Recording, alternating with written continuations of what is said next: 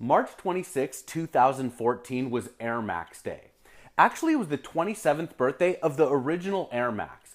That shoe released in 1987 and was designed by Tinker Hatfield. His inspiration was the Georges Pompidou Center in Paris, France.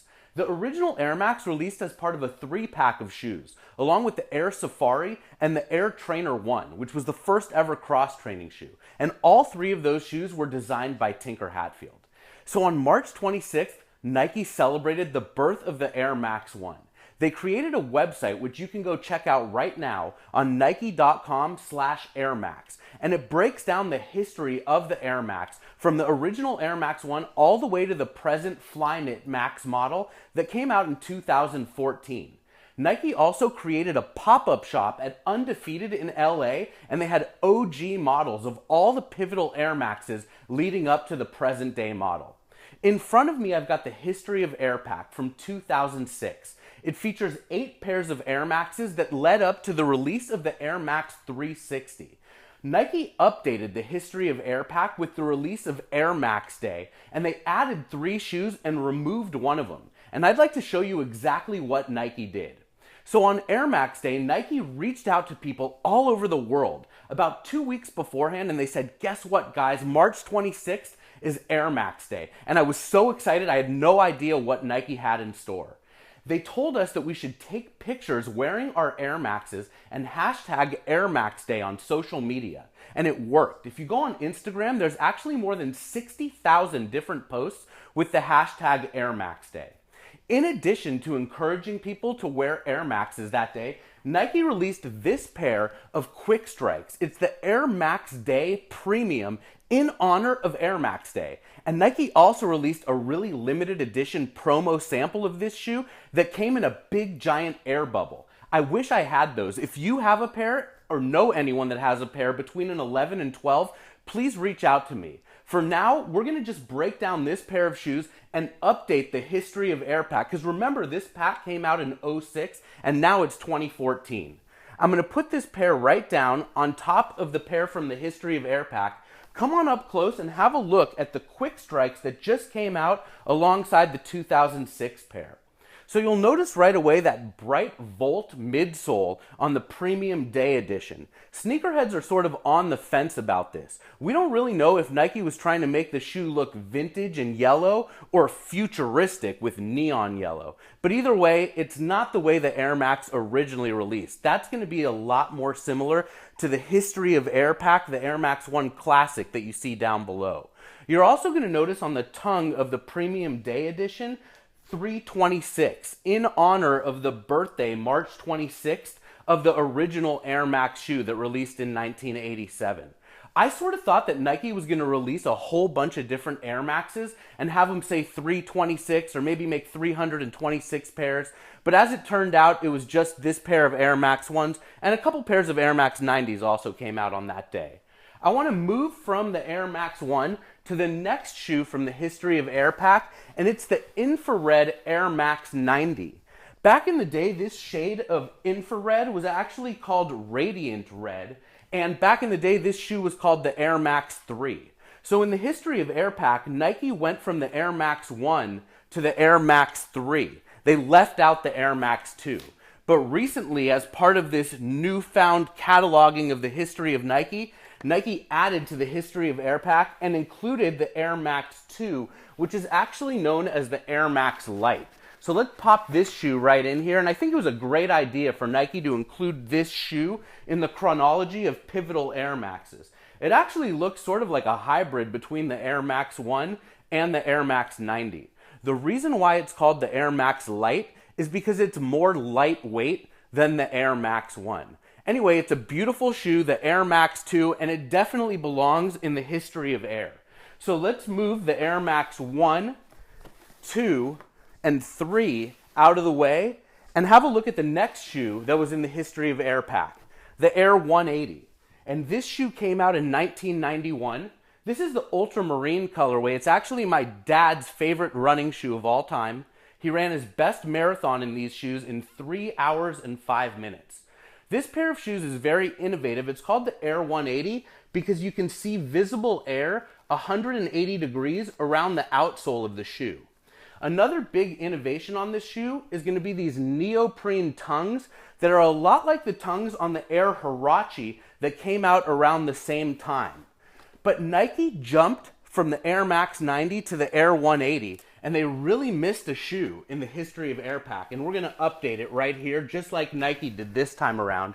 It's the Air Classic BW. BW stands for big window, and it refers to the fact that this shoe has a big giant air window, much bigger than the air windows on the Air Max 1, 2, and 3. And what we're going to see over time in the history of Air is that the air bubble gets bigger and bigger over time. So the Air Classic BW back in the day was actually called the Air Max 4. So now here you have the Air Max 1, 2, 3, and 4. It's very interesting that in the history of Airpack, Nike actually missed the 2 and the 4. This colorway is known as Persian Violet, and it's the original and most popular colorway of the Air Classic BW. So let's move this over from the Air Max 4. We've already talked about the Ultramarine 180. The next shoe in the history of Airpack is right here, the Air Max 93. And back in the day, this shoe was called the Air Max 270, and that refers to the fact that you can see visible air 270 degrees around the heel of the shoe. And that's going to be an upgrade from the Air 180 that came out a couple years earlier, where the visible air is just 180 degrees around. So we'll move that out of the way. This is the laser blue colorway, which is the original color of the shoe. Something interesting to note about this shoe is that Nike continued with this neoprene Huarache-like tongue, but also that the color of the airbag in here matches the swoosh. The Air Max 93 was the first pair of Air Maxes where the air bubble actually was different colors, not just clear or white like it was in the previous models. From the Air Max 93, let's move to the front of the table and check out the Air Max 95. This shoe was designed by Sergio Lozano, and his inspiration was the human body. This shoe is incredibly popular, and this is the original neon yellow, cool gray colorway. We said it was designed after the human body. Let's check it out. So the rib cage is represented by the neon yellow. The suede is the muscles. This mesh is supposed to be the skin. And then underneath here on the outsole is the spine. Very, very creative. You'll also notice these 3M accents on the tongue of the Air Max 95. This was the first time that Nike put 3M metallic silver on an Air Max. And something interesting about the Air Max 95, have a look at the logo right there. I think it's pretty creative how Nike used the R in Air and it became the M in Max to say Air Max. Sometimes you got to look at the details of your shoes. There's really, really cool features and logos on them that sometimes get overlooked. From the Air Max 95, the next shoe in the history of Airpack is the Air Max 97, my all-time favorite pair of shoes. It's so futuristic looking. It was inspired by Japanese bullet trains. Look how they took the 3M metallic silver from the tongue of the 95 and put it all over the upper of this shoe. You'll also notice the big innovation on this shoe is the full visible airbag, all the way from the toe of the shoe to the heel. And let's look back at the Air Max 95, and you'll see that we've got air bubbles in the forefoot of the shoe, and that was a huge innovation, but here, a couple years later, Nike's taken it a step beyond that, and the air bubble goes all the way around. So let's move this pair out of the way and the 97s out of the way, and look at the next pair of shoes from the history of Airpack, the Air Max 2003. It's very interesting that Nike actually included this pair in the history of Air, because it's really not such a pivotal model like these other ones. It's also the only shoe in the pack that came with an accessory. You've got this little dust bag right here that says Air Max 2003. So we've said that the air bubble has gotten bigger and bigger from shoe to shoe to shoe. In 2003, actually the air bubble got smaller. When you look on the inside of the Air Max 2003, you're going to see right here that it's broken up. And when you compare that to the inside of the Air Max 97, that air bubble is all the way heel to toe. So it's sort of curious that the 2003 model was included in this set. One of the cool innovations about this shoe is actually the outsole. It has this honeycomb-like pattern. The shoes are very, very comfortable, but I don't really think that they belong as a part of this set. We said earlier that Nike added 3 shoes and removed 1 when they were breaking down the history of Air on their website and at Undefeated. This was the shoe that Nike removed. I'm going to remove it, and we're going to work our way over to the last pair of shoes that came out as part of the history of Air Pack, the Air Max 360. This shoe is amazing, and it's super duper innovative. It's called 360 because we've got 360 degrees of visible air going all the way around the shoe.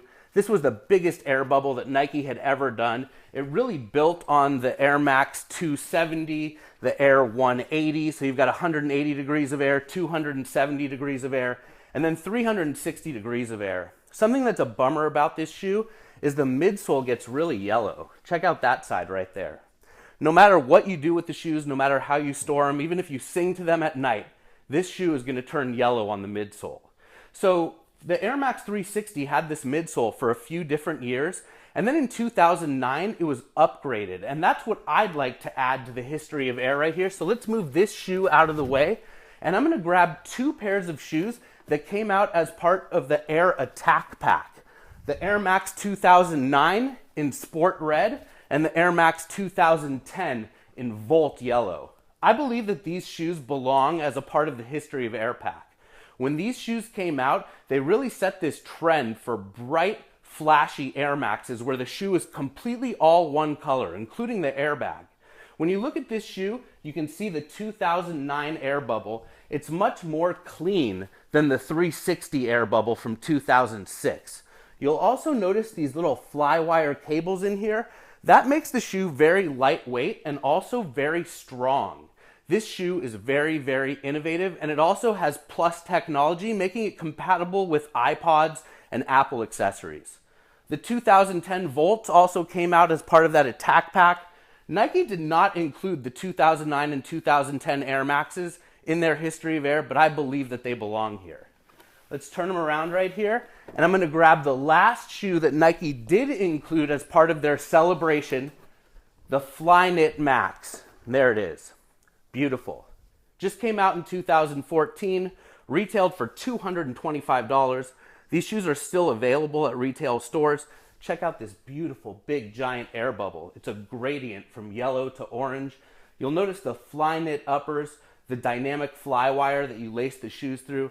These shoes are super lightweight, super duper innovative, and I love them. So there you have a dozen pairs of shoes that break down the history of Nike Air. I think Nike should have released these 12 shoes and made 326 pairs of each one. But look at this bench down here. That's what Nike did for Air Max Day. The premium Air Max Day Quick Strike Air Max 1 that we looked at earlier, and we got 2 different editions of infrared Air Max 90s. This year we've seen a lot of different infrared 90s. We got an ice pair over here and also a jacquard pair. The ice has this amazing geometric prism-like upper, icy midsoles and outsoles, and then come over here and have a look at the jacquard woven. Both of these shoes retailed for $150. The Air Max 90, as with all other Nikes, are getting more and more expensive. It's been a pleasure breaking down the history of Air Pack and updating it to 2014.